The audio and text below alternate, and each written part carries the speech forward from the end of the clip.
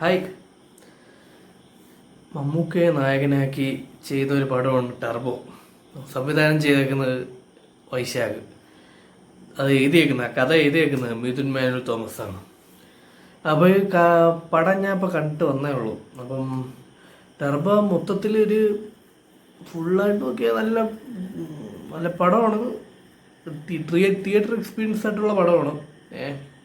പിന്നെ കുറച്ച് ക്ലീശ സംഭവങ്ങളുണ്ട്. ഒരു തമിഴ് പടം അങ്ങനത്തെ ഒരു ഇതുണ്ട്. ഒരു തമിഴ് പടം കണ്ട ഒരു ഇതുണ്ട്, സംഭവമുണ്ട്. ക്ലീശ ഒരു സംഭവമാണ്. എന്നാലും പ്രത്യേകത എന്ന് വെച്ചാൽ അത് മലയാളത്തിൽ ചെയ്തു, മമ്മൂക്ക ചെയ്തു. പിന്നെ എന്തായാലും കൊള്ളാം. തിയേറ്ററിൽ തന്നെ കാണേണ്ട പടമാണ്. ഇത് വന്നിട്ട് മ്യൂസിക്കും സംഭവങ്ങളെല്ലാം കുഴപ്പമില്ല, കൊള്ളാം. പിന്നെ ഇതിൽ ഡയറക്ഷൻ വൈശാഖ് എപ്പോഴത്തെയും പോലെ മാസ് മസാല ഒരു സംഭവം ആണ് ചെയ്തിട്ടുള്ളത്. പക്ഷേ കുറച്ചുകൂടെ ഒന്ന് മാറ്റി പിടിച്ചിട്ടുണ്ട്. ക്യാമറ ആംഗിളായാലും ഒരു സ്റ്റോറി ടെല്ലിങ് ആയാലും അത് മിക്കവാറും എനിക്ക് തോന്നുന്നു അത് റൈറ്റർ ഒരു സംഭവം കൂടെ വന്നുകൊണ്ടായിരിക്കും. എന്തായാലും ക്യാമറ ആംഗിളും അതെല്ലാം മുമ്പത്തെ വൈശാഖ് പടം പോലെ ആയിട്ടില്ല, ഒരു ചേഞ്ച് വന്നിട്ടുണ്ട്. പിന്നെ മ്യൂസിക് ചെയ്തേക്കുന്നത് വിഷ്ണു ശർമ്മയാണ്, സേവിയറാണ്, ക്രിസ്റ്റഫർ സേവിയർ. പടം ഓവറോൾ നോക്കുകയാണെങ്കിൽ അടിപൊളിയാണ്. ഇതിൻ്റെ എന്തുവാണ് ബാക്ക്ഗ്രൗണ്ട് മ്യൂസിക്കും പാട്ടൊക്കെ ചെയ്തേക്കുന്നത് ക്രിസ്റ്റോ സേവിയറാണ്.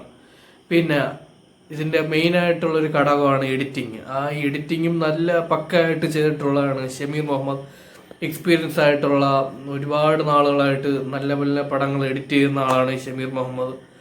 പിന്നെ ഇതെല്ലാം പ്രൊഡ്യൂസ് ചെയ്തത് നല്ലൊരു സാധനം ആയതുകൊണ്ടാണല്ലോ ഒരു പ്രൊഡ്യൂസർ വരുന്നത്. പ്രൊഡ്യൂസറും നമ്മളെ മമ്മൂക്ക തന്നെയാണ്, മമ്മൂട്ടി കമ്പനിയാണ് പ്രൊഡ്യൂസ് ചെയ്തേക്കുന്നത്. പിന്നെ ഇതിൽ മമ്മൂക്കയുടെ അമ്മയായിട്ട് അഭിനയിച്ച ബിന്ദു പണിക്കർ അവരെന്തായാലും നല്ലപോലെ പെർഫോം ചെയ്തിട്ടുണ്ട്. നല്ലതായിട്ടൊരു കോമഡി വർക്കൗട്ട് ആയിട്ടുണ്ട്. പിന്നെ അമ്മ മോൻ ഒരു കണക്ഷൻ, ആ ഒരു സംഭവം നല്ലപോലെ കണക്റ്റ് ആയിട്ടുണ്ട്. ഇതിൽ അവരെന്തായാലും തകർത്തായിട്ടുണ്ട്. പിന്നെ ഇതിൽ ഒരു കോമഡി സംഭവമുണ്ട്. ഒരു ജെറി ആയിട്ട് ഒരു കോൺവെർസേഷൻ, ഒരു ജെറി എന്ന് പറഞ്ഞിട്ടൊരു സംഭവം പറയുന്നുണ്ട്. അത് സിനിമ കാണുമ്പോൾ നമുക്ക് മനസ്സിലാവും. അപ്പം അവരെന്തായാലും നല്ലപോലെ തകർത്താടിയിട്ടുണ്ട്. പിന്നെ ഇതിൻ്റെ അകത്തുള്ള മെയിനായിട്ടുള്ള ഈ നായകൻ ഒരു വലിയൊരു സംഭവം ആവുന്നത് ഒരു വില്ലൻ, മറ്റേ സ്റ്റൈലിഷും പവർഫുള്ളായിട്ടുള്ള വില്ലൻ വരുമ്പോഴാണല്ലോ. വില്ലൻ വല്ലാത്തൊരു വില്ലൻ തന്നെയാണ്. അത് വില്ലൻ്റെ എൻട്രി ആയാലും മറ്റേ എന്താണ് ലുക്ക് വൈസ് ആയാലും ഡയലോഗായാലും ആ ഒരു പ്ലേസ് ചെയ്തേക്കുന്ന പുള്ളി അത് ഡയറക്ടർ കാണിച്ചേക്കുന്ന ആ രീതിയുണ്ട്. വില്ലനെ ഇതിൻ്റെ അകത്ത് പ്ലേസ് പ്രസൻറ്റ് ചെയ്തേക്കുന്ന പിന്നെ വില്ലൻ്റെ കൂടെ ഒരു ജിമ്മനായിട്ടുള്ള ഒരു ആളുണ്ട്. അവരെ കാണുമ്പോൾ നമുക്കൊരു വില്ലൻ്റെ ആ ഒരു എന്തുവാണ് ഒരു ഉള്ളിലൊരു പേടിയൊരു സംഭവം പോലെ ഒരു വില്ലനെ കാണുമ്പോൾ ആ ഒരു സംഭവം ഈ വില്ലൻ്റെ കൂടെ ഉള്ള ഒരു ജിമ്മനുണ്ട്, കൊല്ലാനും എല്ലാത്തിനും നടക്കുന്ന ആക്കും ഈ സംഭവം വന്നിട്ടുണ്ട്. പിന്നെ മമ്മൂക്കയ്ക്ക് വലിയ എൻട്രി ഇല്ല, എന്നാലും എൻട്രി കുഴപ്പമില്ലാത്ത എൻട്രി ആയിരുന്നു. പിന്നെ മമ്മൂക്ക ഇതിൽ അടിയുണ്ടാക്കുന്ന ഒരു മെയിനായിട്ടുള്ള സംഭവമാണ്. എന്തായാലും പടം വലിയ ഹൈപ്പില്ല, ഒരു ഹൈപ്പും ഇല്ലാതെയാണ്, വലിയ ഹൈപ്പില്ലാതാണ് ഞാൻ പോയത്. ഞാനും വലിയ ഹൈപ്പ് കൊടുക്കാനാണ് പോയത്. കൊടുത്തിട്ട് നമ്മൾക്കത് പ്രതീക്ഷിച്ച് കിട്ടിയില്ലെങ്കിലോ എന്ന് വിചാരിച്ചിട്ട് ഞാനും വലിയ ഹൈപ്പ് കൊടുക്കാനാണ് ഞാനും വരുന്നത്. അതും വലിയ സംഭവമൊന്നുമല്ല പടം, എന്നാലും കണ്ടിരിക്കാം, തിയേറ്ററിൽ കണ്ടിരിക്കാം. പിന്നെ ഇതിൽ ലീഡ് നായികയായിട്ട് അഭിനയിച്ച അഞ്ജന ജയപ്രകാശ് കുഴപ്പമില്ലാത്ത കുഴപ്പമില്ലാത്ത രീതിയിൽ പുള്ളി ചെയ്തിട്ടുണ്ട്. നമ്മളെ പാച്ചുവും അത്ഭുത വിളക്കിലും ചെയ്ത നടിയാണ്. പിന്നെ ബിഗ് ബോസിലെ സന്ധ്യ മനോജ് അവരും നല്ലൊരു ക്യാരക്ടർ ചെയ്തിട്ടുണ്ട്. പിന്നെ നിരഞ്ജന അനൂപ് അവരും ചെയ്തിട്ടുണ്ട്. പിന്നെ ഒരു മെയിനായിട്ടുള്ളൊരു ക്യാരക്ടറാണ് ശബരീഷും നല്ലൊരു ക്യാരക്ടർ ചെയ്തിട്ടുണ്ട്. ത്രൂ ഔട്ട് അല്ലെങ്കിലും ശബരീഷിനെ വെച്ചിട്ടാണ് ഈ കഥ മുന്നോട്ട് പോണത്. അപ്പം ശബരീഷ് ഒരു ഇമ്പോർട്ടൻ്റ് ഒരു റോള് വന്നിട്ടുണ്ട് ഇതിൽ. പിന്നെ ഇത് ഫസ്റ്റ് ഒരു ഇടുക്കിയിൽ നടക്കുന്നൊരു കഥയാണ്, പള്ളിപ്പെരുന്നാൾ. അപ്പോൾ അത് കഴിഞ്ഞ് നേരെ ഒരു കുറച്ച് അവിടുത്തെ അടിയുടെ കഴിഞ്ഞിട്ട് പിന്നെ നേരെ ചെന്നൈയിലോട്ടാണ് പോകണം. പിന്നെ ചെന്നൈയിൽ നടക്കുന്ന സംഭവമാണ്. അപ്പം പിന്നെ ചെന്നൈയിൽ നടക്കുന്ന കാര്യത്തിനെ പറ്റിയാണ്, ചുറ്റിപ്പറ്റിയാണ് പിന്നെ സ്റ്റോറി പറയുന്നത്. പിന്നെ ലാസ്റ്റ് ഒരു വമ്പൻ ട്വിസ്റ്റ് ഉണ്ട്. അത് എന്തായാലും നല്ലപോലെയാണ് ആ ഒരു സംഭവം ഡയറക്ടർ ചെയ്തു വെച്ചേക്കുന്നത്. സെക്കൻഡ് ഹാഫാണ് എൻ്റെ എടുത്ത് പറയേണ്ടത്. സെക്കൻഡ് ഹാഫ് എന്തായാലും നല്ലപോലെ ചെയ്തു വെച്ചിട്ടുണ്ട്, നല്ല എഫേർട്ട് എടുത്തിട്ടുണ്ട് ഇതിനു വേണ്ടി.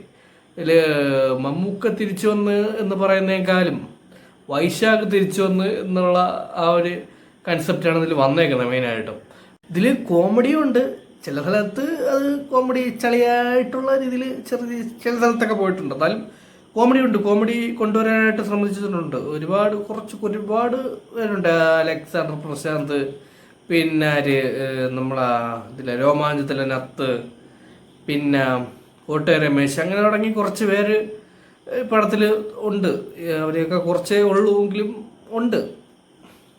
പിന്നെ സെക്കൻഡ് ഹാഫിൽ ഒരു പോലീസ് സ്റ്റേഷനിൽ വെച്ചൊരു ഫൈറ്റ് ഉണ്ട്. ആ ഒരു ഫൈറ്റ് തൊട്ട് ഒരു ഒന്നൊന്നര പോക്കായിരുന്നു. ആ ഫൈറ്റ് എനിക്ക് തോന്നുന്നു ഒരുപാട് ദിവസം കൊണ്ട് എടുത്തതായിരിക്കും. എന്ന് വെച്ചാൽ അത്രയ്ക്ക് ഒരുപാട് വലിയൊരു ഫൈറ്റായിരുന്നു അത്. അപ്പോൾ അതും ഈ പുള്ളി ഈ പ്രായത്തിൽ, നമുക്ക് ഈ പ്രായത്തിൽ ഈ ഒരു സംഭവം അവർ പാഷനേറ്റായിട്ട് ചെയ്യുന്നുള്ളതെന്നുള്ളൊരു കാര്യത്തിൽ ഒരുപാട് റെസ്പെക്റ്റ് ഉണ്ട്. പിന്നെ അതുപോലെ തന്നെ ലാസ്റ്റ് ഒരു 30 മിനിറ്റും അടിപ്പടമാണ്. അപ്പം പിന്നെ മെയിൻ സാധനം അടിയെ ബേസ് ചെയ്തിട്ടായിരിക്കുമല്ലോ. അപ്പം അത് എല്ലാം പുള്ളി നല്ല എഫേർട്ട് ഇട്ടിട്ടുണ്ട്. ഡയറക്ടറായാലും ഇതിൽ അഭിനയിച്ച മമ്മൂക്കായാലും നല്ല പണിയെടുത്തിട്ടുണ്ട്. അപ്പം എന്തായാലും തിയേറ്ററിൽ തന്നെ ഇരുന്ന് നമ്മൾ കണ്ടാലേ ആ ഒരു ഇടയ്ക്കിടയ്ക്ക് ഒരു മാസം വരുമ്പോൾ ഒരു മറ്റേ വണ്ടിയുടെ ക്രൂന്ന് പറഞ്ഞിട്ട് ഒരു സൗണ്ട് വരും, ടർബോ, ആ ഒരു ഇടിയുടെ ആ സൗണ്ട് എന്തായാലും നല്ലപോലെ തിയേറ്ററിൽ ഇരുന്നാലും തിയേറ്റർ എക്സ്പീരിയൻസോടെ കണ്ടാലേ ആ ഒരു ഫീൽ കിട്ടുള്ളൂ. അപ്പോൾ എന്തായാലും സെക്കൻഡ് പാർട്ട് ഉണ്ടായിരിക്കും. സെക്കൻഡ് പാർട്ടിൻ്റെ ഒരു ത്രെഡ്, ഒരു സംഭവം ലാസ്റ്റ് ട്വിസ്റ്റായിട്ട് തന്നിട്ടുണ്ട്.